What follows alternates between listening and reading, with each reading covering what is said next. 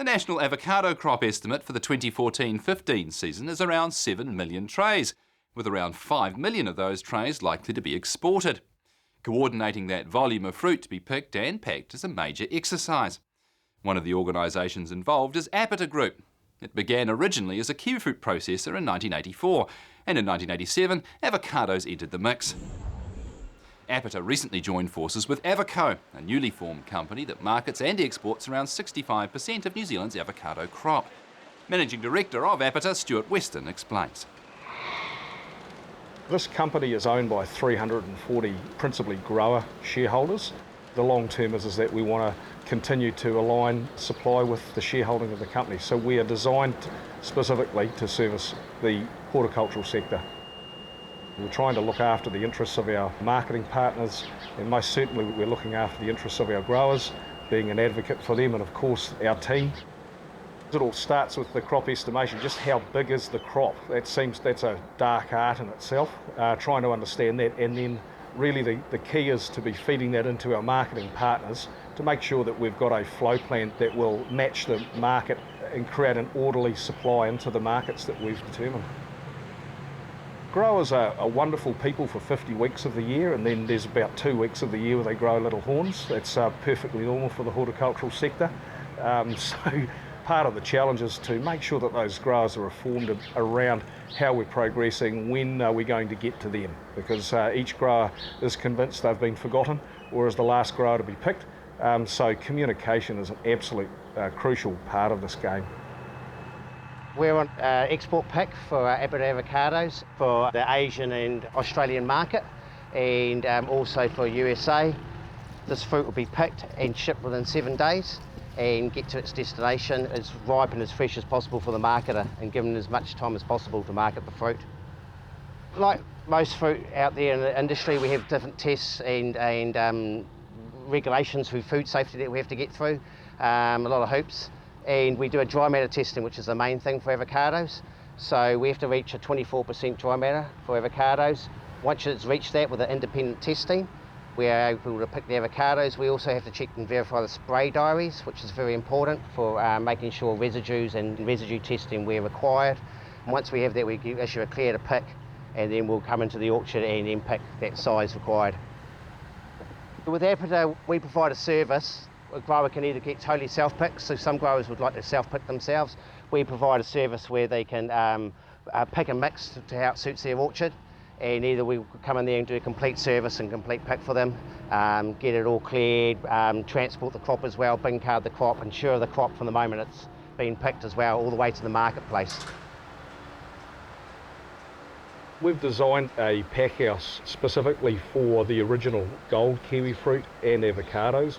Each had their own challenges, and the advantage that we've had is because avocados are so very complementary to kiwi fruit, it allows us to utilise that shed for up to 10 or 11 months of the year, which is quite unusual for horticultural processing.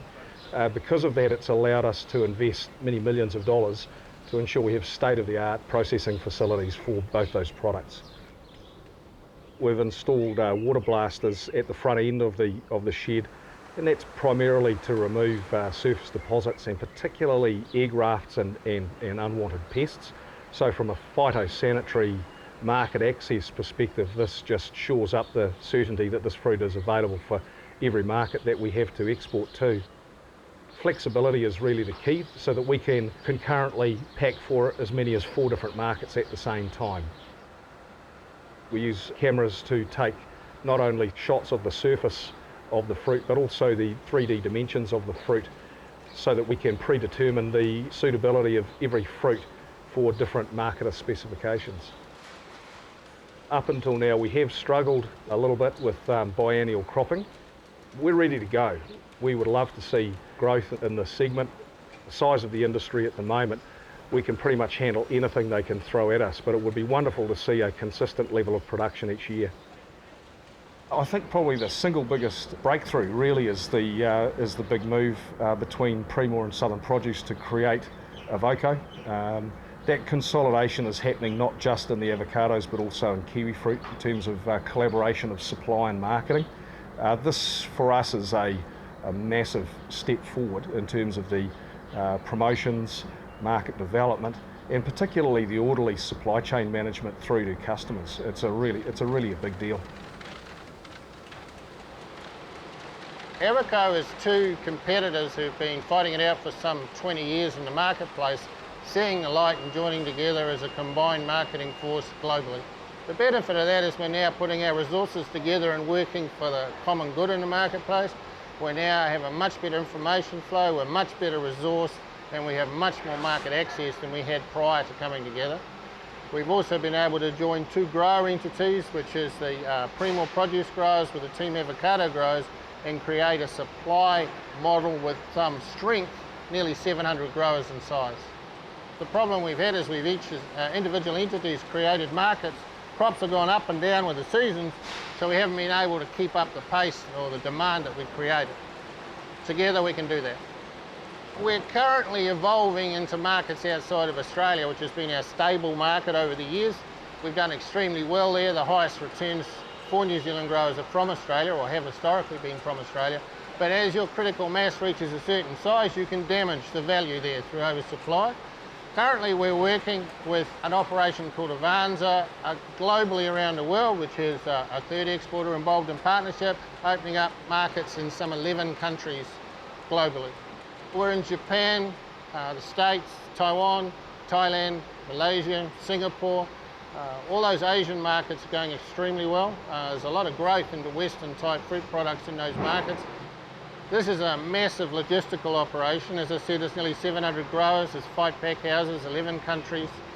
We're loading 7 days a week. It's basically a lifestyle, it's not a job. And it runs from August until March. It's a full-on season. With avocados, it's different to kiwi fruit and apples because the best cool store from avocado is on the tree. So you harvest it fresh all the time, and it has a lifespan. So you can't store the product beyond 5 weeks globally. Working with the industry and the PGP fund, we're able to get better market penetration in Japan and Korea and Singapore. We're using the industry promotional abilities to go to a new level, so it's not just business as usual. You're going to new places and getting more access and getting more customers. So it's about better understanding the markets and getting better market growth and therefore value for the New Zealand industry.